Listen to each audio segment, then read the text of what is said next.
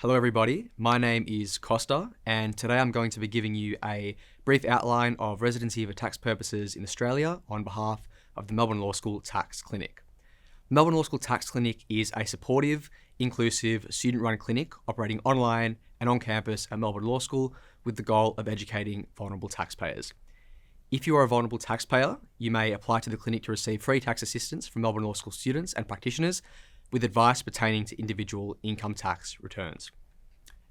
Our students are supervised by a dedicated clinic supervisor and experienced tax practitioners. To apply for the clinic, please see the application form on the MLS Tax Clinic website. Before I get into the more substantive part of this video, I wanted to briefly note who the issue of residency usually pertains to so you know whether this video is for you. Those with residency issues or confusion with regard to residency issues usually fall into one of two groups. The first, non-citizens who have recently moved to Australia and begun working, and the second, Australian citizens who have recently moved overseas for a long period of time. Why is residency important? Tax residency is the key means which determines whether the Australian Taxation Office has a right to tax your income. Something that I think is really important to note here is that residency for tax purposes is distinct from residency for immigration purposes. They should not be conflated, and one is not necessarily indicative of the other. If you are considered a resident, all sources of your income, including both Australian and worldwide income, are taxable in Australia. For example, say Emily is a resident for tax purposes. She has earned income from a casual job in Australia, as well as income from a rental property in Bali. As a resident, her income from both her job and rental property are taxable in Australia. If you are not considered a resident, you will only be taxed on the income sourced in Australia. To give you another example, now assume Emily is not a resident for tax purposes. She has earned income from a full-time job in Australia, as well as income from a rental property in Bali.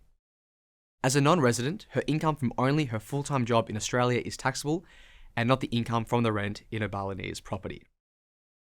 Toward the end of the video, I'll return to what the tax advantages and disadvantages are of residency and non-residency, but I just wanted to give you a brief example at the beginning.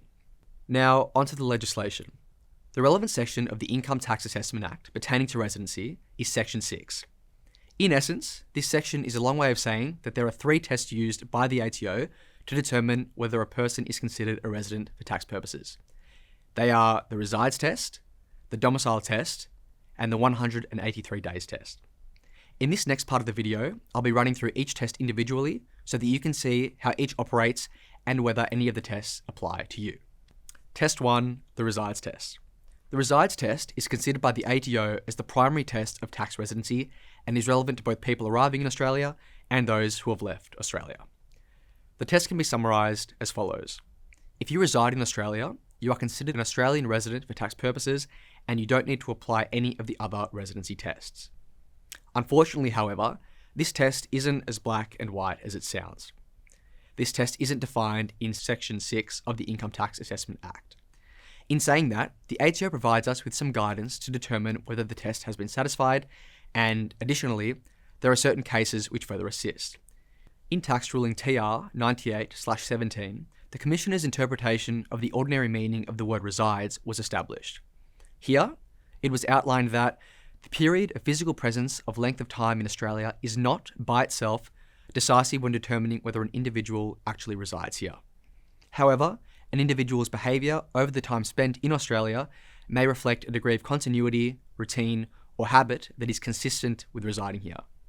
So, what exactly does that mean? Living in Australia is not necessarily enough to be considered a resident, but there are other relevant factors to be considered. They include, for example, physical presence, intention and purpose, family ties, employment ties, assets, living arrangements, and intention. However, it should be noted that this intention is based on actions and behaviour rather than one's subjective intention. Now, let's have a look at a couple of examples. Say Hector has come to Australia and begun working. He has actually joined his brother in Australia who too works here. He has signed a lease which runs for 24 months and has set up numerous Australian bank accounts. He is likely to be considered a resident for tax purpose using the resides test. However, let's look at a different example. Conversely, say Juliet is in Australia on a short-term visa. She's unable to get an extension and has no family nor business ties in Australia. She also has not set up an Australian bank account. Here, she's unlikely to get a visa extension, even though she wants to. Notwithstanding perhaps Juliet's subjective intention and the fact that she is in Australia, it is unlikely that she will be considered a resident for tax purposes. Let's have a look at the second test, the domicile test. You're an Australian resident under this test if your domicile, which means your permanent home as considered by law, is in Australia, unless the ATO is satisfied your permanent place of abode is outside of Australia. Like the resides test, this test is applicable to those who are both arriving in Australia and those who have left Australia. However, it usually applies where an Australian resident goes to work in an overseas country for an extended period of time. Again, unfortunately, this test isn't as black and white as we'd like. However, there are relevant factors which point toward the test being satisfied or not satisfied. In tax ruling IT 2650, relevant factors for permanent place of abode were established. These include length of stay in another country, whether that stay was temporary, whether the taxpayer has an established home outside of Australia, whether any dwelling in Australia has been abandoned as a result of the overseas absence, family and financial ties to Australia. Let's have a look at a couple of examples under this test. Say Alana has been living in Australia her whole life. All of her family, including her husband, are in Australia. She continues to have a business operating in Australia. Also, she's on a long-term visa in Canada. It is likely, notwithstanding her long-term visa in Canada, that her domicile is still in Australia. Conversely, say Paula is on a long-term visa in Denmark. She has no family nor business ties to Australia. She has lived in Denmark for 12 months and intends to stay for the foreseeable future. In fact, she has purchased a home in Denmark and has lived there since moving. It is likely her domicile is in Denmark, and she has thus not satisfied this test. Let's have a look at the final test, the 183 days test. The final test for tax residency is the 183 days test. Unlike the domicile and resides test, this test only applies to those who have arrived in Australia. The income year in Australia runs from the 1st of July to the 30th of June the following year. You will satisfy the 183 days test if you are in Australia for more than half of this time, which is, you guessed it, 183 days, unless it can be established that your usual place of abode is outside Australia and the person has no intention of taking up residence in Australia. It should also be noted that the 183 days can either be continuous or intermittent. A person's usual place of abode must have the attributes of a place of residence or a place to live. Let's have a look at a couple of examples. Omar arrived in Australia from Argentina in October 2021. He has no residence in Argentina and has signed a long-term lease in Australia where he also happens to be working full-time. He has satisfied the 183 days test for the 2021-2022 financial year, and he doesn't appear to have an abode outside of Australia. He is likely to be considered a resident for tax purposes under this test. Conversely, say Janice is on a 12-month holiday visa in Australia. However, she owns a residence back home that she had, prior to moving, lived in her whole life. This home has not been leased out. Janice stays in no one place in Australia for more than 4 weeks. It is unlikely that she has satisfied this test in spite of her being in Australia for more than 183 days. Janice is therefore unlikely to be considered a tax resident. So to summarise these 3 tests, we've run through the 3 tests used by the ATO to determine tax residency. On the slides, you can see a QR code link which will take you to an ATO test which seeks to determine whether you are likely to have satisfied one or more of the residency tests that I've run through today. I'm now going to move into some of the main taxation consequences of residency and non-residency. Firstly, the tax-free threshold. Residents are eligible for the tax-free threshold, which for the 2022-2023 financial year is $18,200. In essence, this means residents get the benefit of not having to pay tax on the first $18,200 of income earned. However, non-residents are not eligible for the tax-free threshold.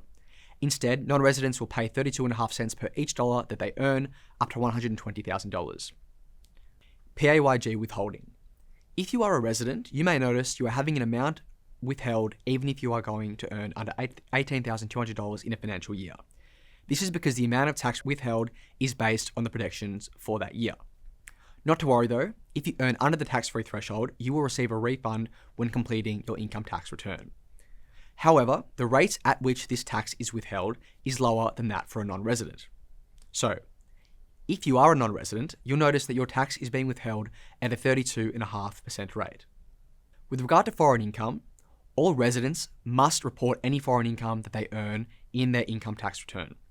This includes income from overseas shares, property, or even businesses. Now, doesn't that mean that you'll be taxed twice? No. Australia aims to avoid double taxation. Australia has many double taxation treaties which preclude double taxation. These treaties, along with Australia's domestic law, allow residents to either claim an exemption or credits for foreign tax paid. Now, with respect to non-residents are not required to report their foreign income. Onto the Medicare levy. All residents that earn over $23,226 are required to pay the Medicare levy. This involves a 2% levy on your taxable income to ensure your entitlement as a resident to Medicare. Non-residents are exempt from paying the Medicare levy. Capital gains tax on main residences. Residents do not need to pay capital gains tax on their main residence, unlike non-residents who do. Thank you so much for watching. I hope this has clarified some of your questions surrounding residency. Remember, if you are not represented by a tax agent and find any of this or anything pertaining to income tax returns confusing, be sure to make an appointment with the MLS Tax Clinic. Should you have any questions, please feel free to reach out to our email, which can be found on the screen. Thanks for listening.